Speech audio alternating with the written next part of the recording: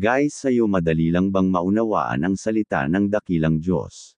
At kaya mo bang ipamuhay ang mga aral ng dakilang Diyos? Paano ko mauunawaan ang aklat o Biblia? Ang susi sa pag-unawa ng Biblia, lalo na sa aklat ng pahayag ay ang pagkakaroon ng hindi pa bago-bagong hermeneutics. Ang hermeneutics ay ang pag-aaral sa mga prinsipyo ng pag-unawa ng Biblia. Sa madaling salita, ito ay ang tamang pagpapaliwanag sa mga kasulatan.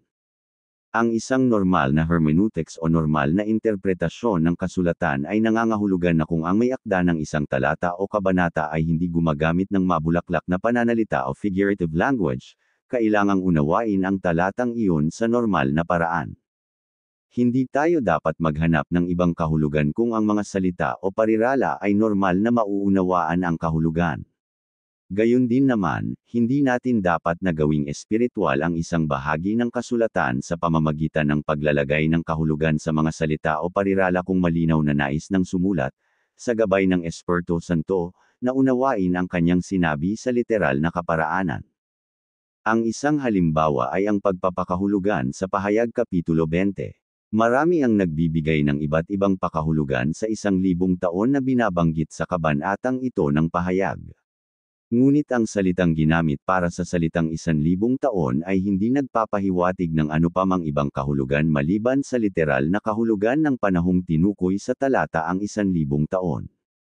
Ang isang simpleng balangkas ng aklat ng pahayag ay matatagpuan sa Pahayag Kapitulo 1 versikulo 19. Sa unang kabanata, ang nabuhay na maluwalhating Kristo ay nangusap kay Juan. Sinabihan ni Jesus si Juan na, isulat mo nga ang mga bagay na nakita mo, at ang mga bagay ngayon, at ang mga bagay na mangyayari sa darating. Ang mga bagay na nakita na ni Juan ay kanyang itinala sa unang kabanata. Ang mga bagay sa kasalukuyan, sa panahon ni Juan, ay itinala sa kabanata 2 hanggang 3, mga sulat sa iglesia. Ang mga bagay naman na darating, mga mangyayari sa hinaharap ay itinala ni Juan sa kabanata 4 hanggang 22. Sa pangkalahatan, ang kabanata 4 hanggang 18 ng pahayag ay tumutukoy sa paghatol ng Diyos sa mga tao sa mundo. Ang mga hatol na ito ay hindi para sa iglesia, unang Tesalonika Kapitulo 5 versikulo 2, 9. Bago magsimula ang paghatol, ang iglesia ay aalisin sa mundo sa isang pangyayari na tinatawag na rapture o pagdagit sa mga mananampalataya, unang Tesalonika Kapitulo 4 versikulo 13 hanggang 18, unang Korinto Kapitulo 15 versikulo 51 hanggang 52. Ang mga kabanata 4 hanggang 18 naman ay naglalarawan sa panahon ng kahirapan ni Jacob, o paghihirap ng Israel, Jeremias Kapitulo 30 versikulo 7, Daniel Kapitulo 9 versikulo 12, 12:1.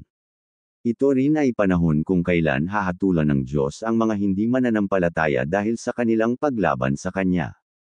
Ang Kabanata 19 na ay naglalarawan sa pagbabalik ni Kristo kasama ang Iglesia, ang kasintahan ni Kristo.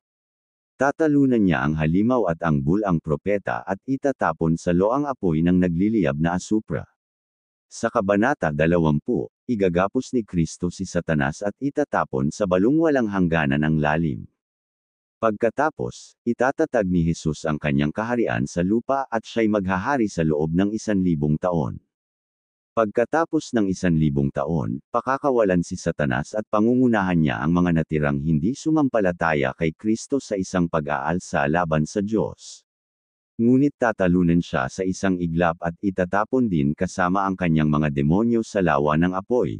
Pagkatapos, magaganap ang huling paghuhukom, ang paghatol sa mga hindi mananampalataya, at sila rin naman ay itatapon sa loang apoy at parurusahan doon magpakailanman.